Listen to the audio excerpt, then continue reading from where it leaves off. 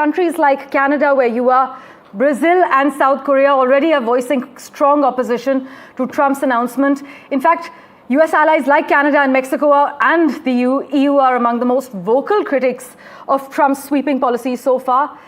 Mark Carney told reporters that Canada will fight Trump's tariffs with countermeasures. Yes, he said that Canada will react with purpose and with force. And there's already been a meeting after the announcement by Donald Trump at 4 p.m.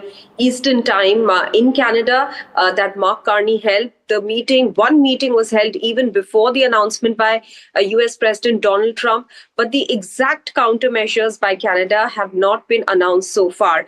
The countermeasures that were put in place earlier, which was with regards to $30 billion worth of goods, that remains in place. That was the first tranche of the reciprocal tariffs that Canada had imposed. But right now, because that board that you're showing, which President Donald Trump had shown today, listing out the names of the countries and the reciprocal tariffs that the US will impose, did not have the names of Canada and Mexico. So at the moment, there is some amount of uncertainty as to how much that reciprocal tariff will be. We know that a baseline reciprocal tariff of 10% has been announced for all goods that are brought into the US. So overall, at the moment, what Canada is dealing with is a 25% tariff on aluminum and steel and a 25% tariff on the automobile industry, which is fully made cars as well as auto parts.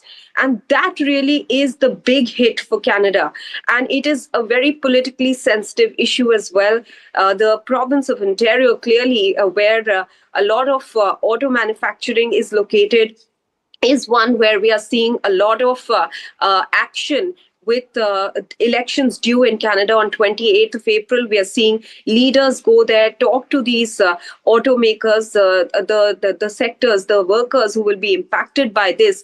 Canada is really bracing up for an impact on the auto sector. And it's not just an easy impact. It's not an impact that we're only going to see on Canada. As the previous speaker there was pointing out, the impact will be felt by consumers in the US as well. And also we must point out that many of these sectors have a very complex supply chain, which means that while one part is being made in one part of North America, another part of the same car can be made in another part. So we are seeing a very complex supply chain running between Canada, Mexico, and the US because of the agreement, the free trade agreement between Canada, US, and Mexico, CUSMA as it's called in Canada.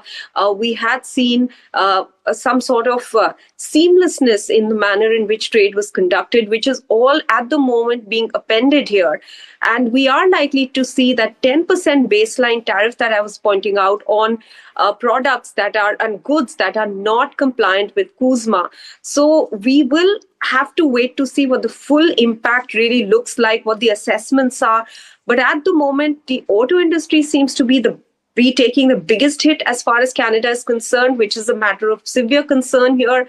And the Canadian government had already said that the $30 billion worth of goods that are already being impacted by the reciprocal tariffs. Apart from that, they already have in place a plan for a $125 billion further goods that they could levy tariffs on. But that announcement is yet to come.